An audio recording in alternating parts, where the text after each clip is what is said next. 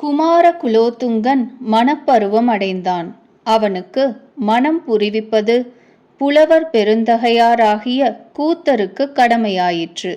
ஏனெனில் விக்கிரம சோழன் தான் இறக்கும் தருணம் கூத்தரிடம் தாம் எங்கனமேனும் தன் புதல்வனுக்கு பாண்டியன் மகளை மணம் புரிவித்து பாண்டிய நாட்டுக்கும் சோ நாட்டுக்கும் நட்பு செய்விக்க வேண்டுமென தனது விழைவை கூறி உயிர் நீத்தான்.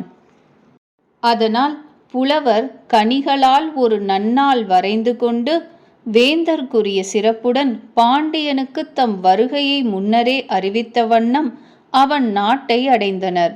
பாண்டியனும் எதிர்கொண்டு வரவேற்று அவருக்கு இனிய முகமன் வழங்கி நல் விருந்தென ஓம்பினன். பின் ஒட்ட கூத்தர் வழுதியை காண குறிப்பிட்ட நேரத்திலே சென்றார். சென்றவர் தமிழ்நாடன் முகன்மலர்ந்து இன்னுரையாடச் சிறிது நேரம் அவனுடன் அளவலாவி பின் தாம் வந்த காரியம் இன்னதென வகுத்துரைத்தார்.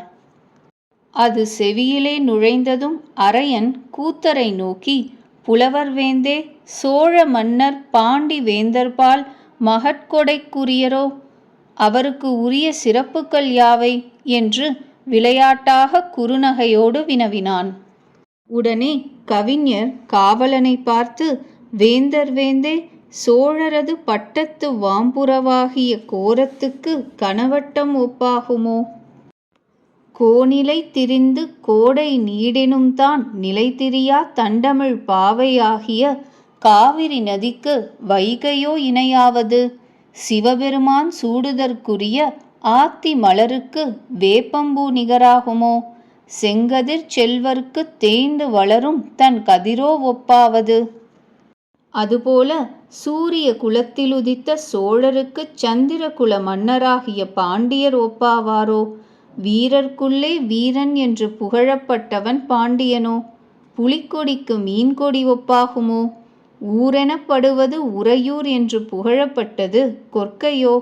இன்னாரன்ன காரணங்களால் சோ நாட்டுக்கு பாண்டிய நாடு ஒப்பாகாது என்னும் பொருள் தோன்ற, கோரத்துக் கொப்பாமோ கனவட்டம் அம்மானை? கூறுவதும் காவிரிக்கு வையையோ அம்மானை? ஆருக்கு வேம்பு நிகர் ஆகுமோ அம்மானை? ஆதித்தனுக்கு நிகர் அம்புலியோ அம்மானை? வீரர்க்குள் வீரன் ஒரு மீனவனோ அம்மானை? வெற்றிப்புலி கொடிக்கு மீனமோ அம்மானை? ஊருக்குறைந்த நிகர் கொற்கையோ அம்மானை? ஒக்குமோ சோநாட்டை பாண்டி நாட்டம்மானை என்றொரு பாட்டை பாடினார். அப்பொழுது அங்கே இருந்த பாண்டியன் அவை புலவராகிய புகழேந்தி புலவர் ஒட்ட கூத்தரை நோக்கி, முத்தமிழ் முனிவராகிய அகத்தியனார் அமுதுறத் தமிழ் மொழியை அறிந்தது பொதியிலன்றி சோநாட்டார் நேரிமலையின் கண்ணோ? எம்பெருமான் அன்பர் பொருட்டு திருவிளையாடல்கள் புரிந்தது மதுரை மாநகரினன்றோ? திருமால் மச்சாவதாரம் கொண்டனரே அன்றி நீர் சிறப்பித்து கூறும் புலியாக அவதரிக்கவில்லையே. சிவபெருமான் திருமுடியை அணி செய்வது திங்கட் கொழுந்தன்றி செங்கதிர் கனலியோ? திருஞான சம்பந்தப் பெருமான் சமணரோடு வாது புரிந்த காலத்திலே திருப்பாடல் எழுதிவிட்ட ஏடு எதிரேற நின்றது வையையாரோ காவிரியோ? பேய்பகையாவது வேப்பந்தாரோ ஆத்தியோ? கடல் பணிந்தது பாண்டியன் கழலடிகளை அன்றி சோழன் பதங்களை அல்லவே.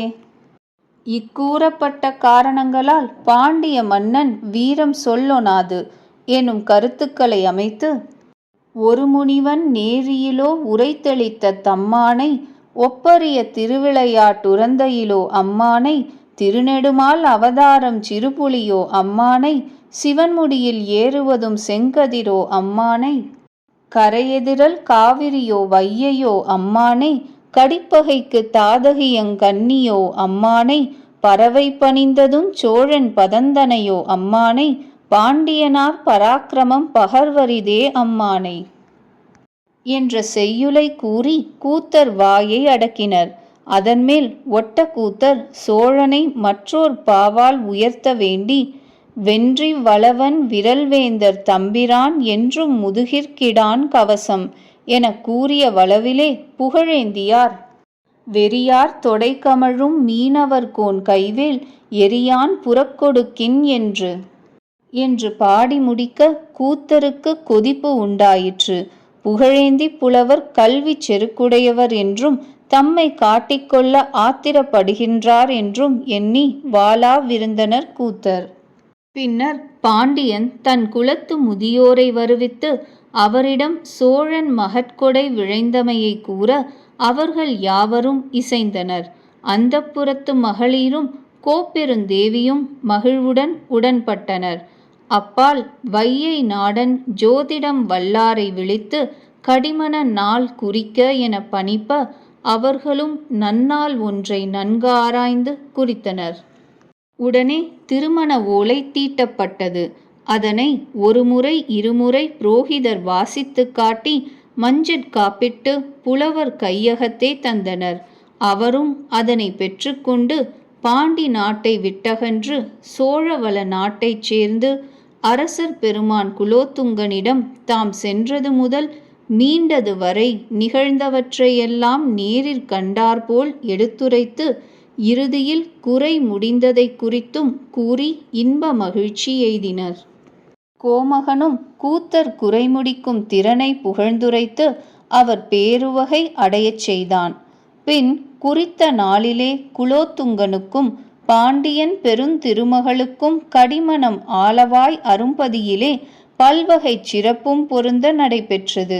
ஆங்கு சின்னாட்கள் சோழன் வைகியிருந்து வழுதியிடம் விடை பெற்று தனது நாட்டிற்கு தான் மணமுடித்த மங்கை நல்லாளோடும் அளவற்ற ஸ்திரீதன பொருளோடும் சென்றான்.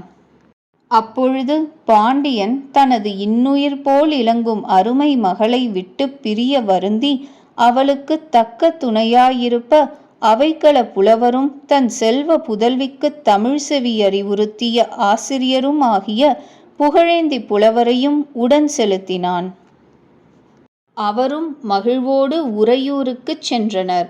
சோழனும் புதுமணம் புரிந்த பொற்கொழுந்துடன் பூஞ்சோலைகளிலும் வாவித துறைகளிலும் மணற்குன்றுகளிலும் சென்று விளையாடி இன்புற்று திளைத்திருந்தான். புகழேந்தியாரும் இனிது காலம் கழித்தனர். இன்னனம் சில பகல் கழிந்தன. ஒட்டக்கூத்தர் இதுகாரும் சோநாட்டிலே கவிச்சக்கரவர்த்தி என்னும் சிறப்பு பெயர் பெற்று தமக்கு ஒப்பாரும் இக்காரும் இல்லாமல் புலமை தனியாக செய்து வந்தவர். அவருக்கு தம்மை போலவே கல்வியிற் சிறந்து கவி செய்ய வல்ல புகழேந்தி புலவர் ஆண்டு போந்திருப்பது பிடிக்கவில்லை. அன்றியும் அவர் அரசன் கோப்பெருந்தேவிக்கு ஆசிரியராய் இருப்பதால் ஒரு கால் தம்முடைய செல்வாக்கு குறைந்துவிடுமோ என்றும் அவர் அஞ்சினார். அதனால் அவர் தக்க காலம் வாய்க்கும் வரை காத்திருந்து புகழேந்தி புலவரை சிறை கோட்டத்தே செலுத்தினர். அரசி இதனை அறிந்திலர். குலோத்துங்கனோ கூத்தர்பால் அளவு கடந்த விருப்பம் புகழேந்தியர்பால் வெறுப்பும் உடையவன் ஆதலால் வாளாவிருந்தான். சிறைப்பட்ட புலவர் அவ்வழியே தென்னீர் திரட்டச் செல்லும் தையலர் விழைந்து படிக்க அல்லியரசி மாலை பவளக்கொடி மாலை முதலிய சில நங்கை பாட்டுக்களை எளிதாக பாடி அவரிடம் அளித்தனர். அவர்கள் அவற்றை படித்து இன்புற்று புலவருக்கு வேண்டும் பொருளை கொணர்ந்து கொடுத்து வந்தனர். இங்கனம் இருப்புழி ஒரு நாள் உலா போந்த குலோத்துங்கன் புகழேந்தி புலவரை கண்ணுற்று தன் மருங்கே இருந்த கூத்தரை நோக்கி, இவர் பெரும் புலவர் அல்லரோ என்றான். அது பொறா ஒட்டக்கூத்தர் உடனே, மான் நிற்குமோ அந்த வாளரி வேங்கை முன், வற்றிச் செத்த தானிற்குமோ அவ்வெறியுந் தழல் முன், கனைக்கடலின் மீன் நிற்குமோ அந்த வெங்கட் சுரவின் முன், வீசுபனி தானிற்குமோ அக்கதிரோன் உதயத்திற்றார் மன்னனே என்றொரு செய்யுள் இசைத்தனர்.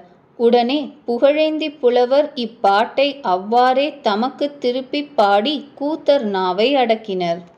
பின் புகழேந்தியார் தம்முடனே சிறையிலே அடைக்கப்பட்டிருக்கும் கல்வி சாலா இளம் புலவரை எல்லாம் விளித்து அவருச் சிறந்த அறிவுடையார் சிலரை தேர்ந்தெடுத்து அல்லும் பகலும் அவர் தமக்கெல்லாம் செந்தமிழ் இலக்கிய இலக்கண நுணுக்கங்களை எல்லாம் புகட்டி வந்தனர்.